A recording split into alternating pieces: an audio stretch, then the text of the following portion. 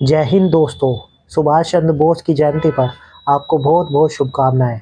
और आज मैं सुभाष चंद्र बोस के जीवन के कुछ रहस्य उजागर करूंगा। सुभाष चंद्र बोस का जन्म 23 जनवरी 1857 में हुआ था। भारत के स्वतंत्रता संग्राम के अग्रणी तथा सबसे बड़े नेता थे। द्वितीय विश्व युद्ध के दौरान अंग्रेजों के खिलाफ लड़ने के लिए उन्होंने जापान के सहयोग से आज़ाद हिंद फौज का गठन किया था। उनके द्वारा दिया गया जय हिंद का नारा भारत का राष्ट्रीय नारा बन गया। तुम मुझे खून दो, मैं तुम्हें आज़ादी दूंगा का नारा भी उनका था, जो उस समय अधिक प्रचलन में आया। भारतवासी उन्हें नेताजी के नाम से भी संबोधित करते हैं। कहना है कि भारत की आजादी की जंग आपकी पूरी शिरकत के बिना कभी पूरी नहीं हो सकती। इसीलिए आपको भी बड़ी तादाद में आजाद हिंद फौज में भर्ती होना होगा।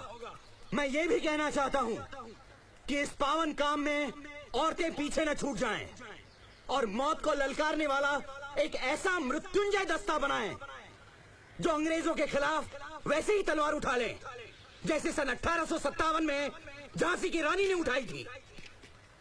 बहादुरों, बिना कीमत चुकाए इस दुनिया में कुछ हासिल नहीं होता और आजादी की कीमत है शहादत। आज मैं आप सबको कॉल देता हूं, तुम मुझे खून दो, मैं तुम्हें आजादी दूंगा। जय हिंद, जय हिंद, जय हिंद। कुछ इतिहासकारों का मानना है कि जब नेताजी ने जापान और जर्मनी से सहायता लेने का प्रयास किया था, तो ब्रिटिश सरकार ने अपने गुप्तचरों को 1941 में उन्हें खत्म करने का आदेश दिया था। नेताजी ने 5 जुलाई 1943 को सिंगापुर के टाउन हॉल के सामने सुप्रीम कमांडर के रूप में सेना को संबोधित करते हुए दिल्ली चलो का नारा दिया और जापान सेना के साथ मिलकर ब्रिटिश व कॉमनवेल्थ सेना से बर्मा सहित इम्फा और कोहिमा में एक साथ जमकर मोर्चा लिया था। 21 अक्टूबर 1943 को बोस ने आज़ाद हिंद फौज के सर्वोच्च सेनापति की हैसियत से स्वतंत्र भारत की अस्थायी सरकार बनाई, जिसे जर्मनी, जापान, फिलीपींस, कोरिया, चीन, इटली, मोनाको और आयरलैंड सहित 11 देशों की सरकारों ने मान्यता दी थी। जापान ने अंडमान और निकोबार द्वीप समूह इस अस्थायी सरकार को दे दिए। सुभाष उन द्वीपों में गए और उनका नया नामकरण किया। 1944 को आज़ाद हिंद फौज ने अंग्रेजों पर दोबारा आक्रमण किया और कुछ भारतीय प्रदेशों को अंग्रेजों से मुक्त भी करा लिया। कोहिमा का युद्ध 4 अप्रैल 1944 से 22 जून 1944 तक लड़ा गया। यह एक भयंकर युद्ध था। इस युद्ध में जापानी सेना को पीछे हटना पड़ा था और यही एक महत्वपूर्ण मोड़ सिद्ध हुआ।